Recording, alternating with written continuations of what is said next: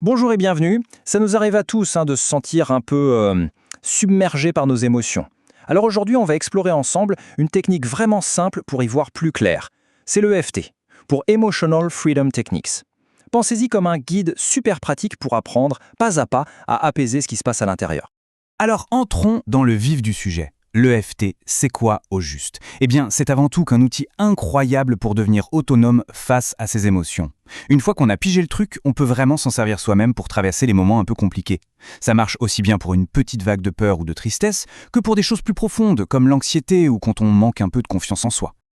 Ok, pour que tout soit bien clair, on va suivre un plan en 5 étapes. C'est super simple. On va commencer par la préparation, puis on verra la séquence de tapotement sur le visage et le corps, ensuite sur les mains, et on finira par un petit bilan pour voir où on en est.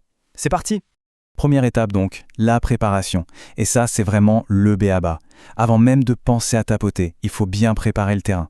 C'est une étape qu'on ne doit jamais sauter, parce que c'est elle qui va faire que tout le reste fonctionne bien.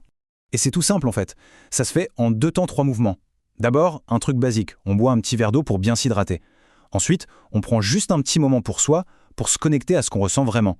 On essaie de mettre des mots dessus. C'est quoi cette émotion? Elle est où dans mon corps? Si c'était une couleur, une forme, qu'est-ce que ce serait?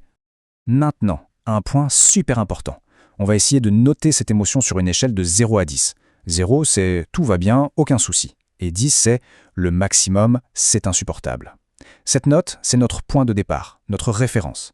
Ah, et petite mise en garde très importante. Si l'intensité est au-dessus de 7, on y va doucement. On n'attaque pas le problème de front. On peut imaginer le mettre dans un coffre, par exemple, et travailler sur ce que ça nous fait de le voir dans ce coffre. C'est une manière plus douce de commencer. Bon, maintenant qu'on est bien préparé, on passe au cœur du réacteur, la séquence de tapotement. On va commencer par le visage et le corps. Et on commence par la toute première phase, sur un point qu'on appelle le point karaté. C'est facile, c'est sur le tranchant de la main. Pendant qu'on tapote doucement dessus, on va répéter 3 fois une petite phrase. L'idée, c'est de reconnaître qu'il y a un problème, mais en même temps de s'accepter tel qu'on est. Par exemple, ça pourrait donner « Même si j'ai ce souci, je m'aime et je m'accepte comme je suis ». Ensuite, on passe à la phase 2, la ronde négative. Alors ça peut paraître un peu bizarre, mais c'est essentiel. Plutôt que de fuir le négatif, on va lui faire face. On va le dire, le nommer, pour pouvoir s'en libérer. Donc on va tapoter sur différents points, à peu près 7 à 10 fois sur chaque, tout en disant à voix haute ce qui ne va pas, sans filtre. Et voici la carte au trésor. Regardez bien où se situent tous ces points.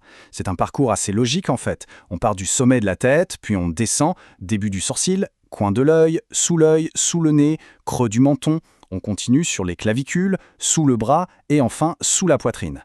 Prenez vraiment le temps de bien les visualiser, c'est la clé de la séquence. Voilà, on a fait sortir le négatif. Maintenant, il est temps de remplir cet espace avec du positif. On va donc passer à la séquence sur les mains et finir avec un petit exercice super intéressant pour rééquilibrer le cerveau.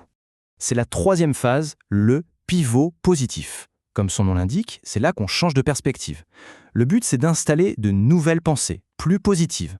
Pour ça, on va tapoter sur le côté de l'ongle, du pouce, de l'index, du majeur et du petit doigt. Oui, on saute bien l'annulaire, c'est normal. Et en faisant ça, on se répète des phrases qui nous font du bien, des phrases positives et surtout réalistes. Alors là, on arrive à une étape un peu surprenante, je vous préviens. Ça s'appelle la procédure des 9 gamutes. Ça a l'air un peu farfelu, mais c'est hyper puissant. L'idée, c'est de faire travailler les 2 côtés du cerveau en même temps pour bien enregistrer le changement. Donc, tout en continuant de tapoter un point précis sur le dos de la main, on va faire une petite série de 9 actions. Bouger les yeux, fredonner, compter, c'est ce qui va vraiment aider à ancrer le bien-être. Et voilà, une ronde complète, c'est fait. Ça prend quoi? 2 minutes à tout casser? Et maintenant, le moment de vérité. On fait le bilan pour voir ce qui a bougé. Pour ça, c'est simple. On se pose 3 petites questions. La première, sur mon échelle de 0 à 10, j'en suis où maintenant? La deuxième, est-ce que ma sensation a changé? Peut-être qu'elle a bougé, qu'elle est moins intense? Et enfin, est-ce qu'il y a autre chose qui est apparu? Le but du jeu, évidemment, c'est de refaire des rondes jusqu'à ce qu'on arrive le plus près possible de 0. Et voilà le résumé de toute la séquence en un seul schéma. C'est un cycle en fait. On part de la préparation, puis le point karaté, la ronde négative pour nettoyer, la ronde positive pour reconstruire, l'exercice des 9 gamutes pour intégrer, et le bilan. Et si le score n'est pas à 0, eh bien pas de souci, on refait un tour. C'est aussi simple que ça. Alors pour finir, je vous laisse avec cette question, la plus importante de toutes. Prenez une grande respiration, et juste pour voir, Sur cette fameuse échelle de 0 à 10, le niveau de la perturbation, il est à combien maintenant? Toutes les informations et cette méthode qu'on vient de voir sont issues du travail d'Adeline Paolini.